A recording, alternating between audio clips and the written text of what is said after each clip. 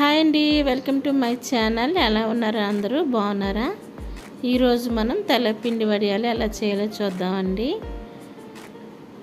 నువ్వులు, శనగ పలుకులు పిండితో మనం చేసుకోవచ్చండి. నేను శనగ పలుకుల పిండిని తీసుకున్నాను. వాటిని చిన్న చిన్న ముక్కలు కట్ చేసుకొని ఒక గిన్నెలో వేసుకున్నానండి. ఒక హాఫ్ కేజీయే తీసుకున్నాను నేను.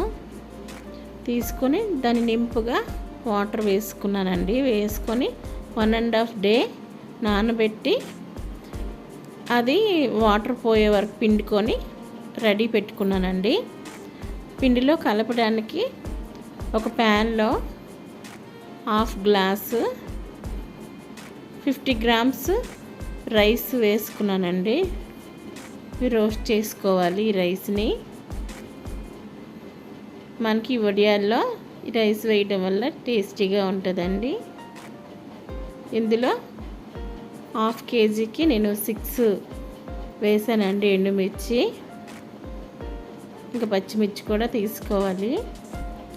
ఇప్పుడు ఎండుమిర్చి వేసుకున్నాక ఇందులో 1 స్పూన్ ధనియాలు, 1 స్పూను వాము, హాఫ్ స్పూను జీలకర్ర వేసానండి. వీటిని బాగా రోస్ట్ చేసుకోవాలి.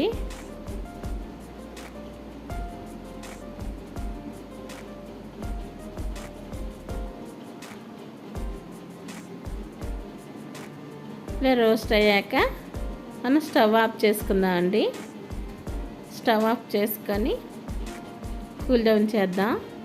ఇవి చల్లారనిచ్చి మిక్సీ జార్లో వేసుకొని మిక్స్ చేసుకుందామండి.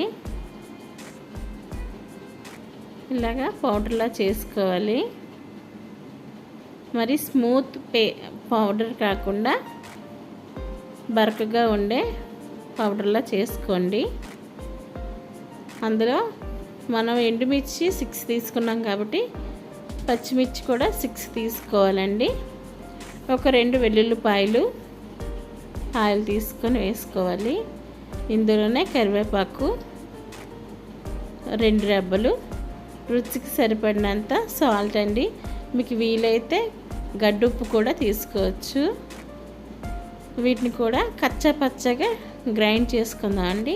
పేస్ట్లా కాకుండా బరకగా చేసుకుంటే బాగుంటుంది ఈ వడియాలకి. ఇలా చేసుకున్న వాటిని ఇలా రెడీ చేసి ముందు పౌడర్ చేసుకున్నా, ఇప్పుడు పేస్ట్ చేసుకున్నాం కదా, వీటిని రెడీగా ఉంచుకోవాలండి. మనం ముందు నానబెట్టి వడపెట్టుకున్న పిండి అండి ఇది. ఈ పిండిని ఇలా తీసుకున్నాను. హాఫ్ కేజీకి ఇలా వేసుకుంటే కొలత ప్రకారం బాగుంటుందండి. పచ్చిమిర్చి, కరివేపాకు, వెల్లుల్లిపాయ పేస్ట్ పౌడర్ చేసుకున్నది మొత్తం అంతా కలుపుకోవాలండి. బాగా కలుపుకున్నాక మొత్తం పిండి అంతా కలుపుకున్నాక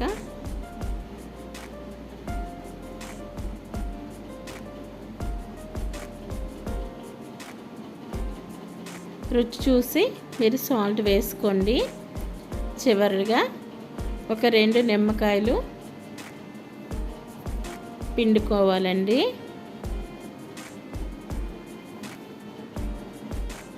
నిమ్మకాయలు వేయటం వల్ల మనకి ఉప్పు, కారం అన్నీ సమపాలలో బాగుంటుందండి.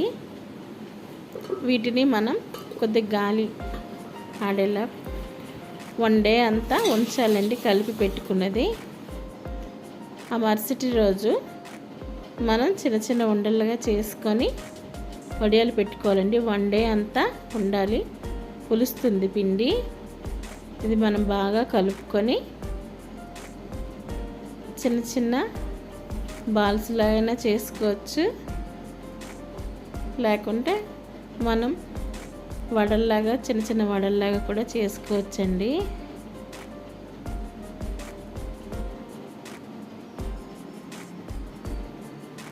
ఇలా ఒత్తుకొని పెట్టుకోవాలండి. వెడల్పాటి పళ్ళెంలో పెట్టుకోవచ్చండి, వచ్చేస్తాయి ఈజీగా.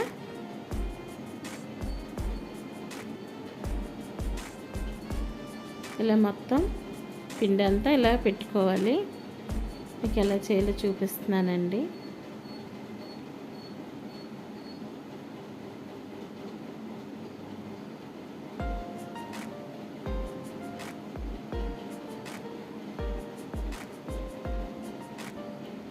ఇలా అయితే ఇప్పుడు మార్చిలో అయినా ఎండలు ఎక్కువ ఉన్నాయి కాబట్టి 2 డేస్లో ఎండిపోతాయండి.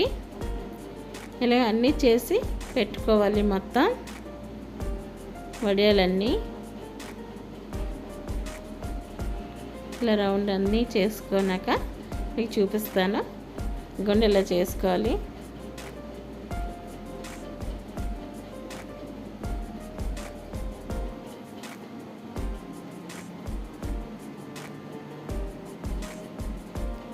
ఈ వడియాలు పెరుగన్నం ఏ రెసిపీతో అయినా బాగుంటుందండి, బాగుంటుంది.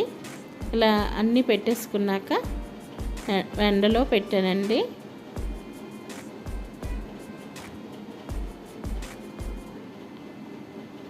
ఇవి రౌండ్గా చేసుకున్నవి సపరేట్గా పెట్టానండి. ఒక 2 డేస్లో ఇవి ఎండిపోతాయి. ఈ ఆయిల్లో కూడా మీరు ఫ్రై చేసి పెట్టుకోవచ్చు, బాగుంటాయండి. ట్రై చేయండి. మనకి ఈ పిండి సూపర్ మార్కెట్లో దొరుకుతాయి, మనకి స్టోర్స్లో కూడా దొరుకుతాయండి, మిల్లులో కూడా దొరుకుతాయి. మీరు ఏ ప్లేస్లో ఉన్నా మనకి స్టోర్స్లో అవైలబుల్గా ఉంటాయి.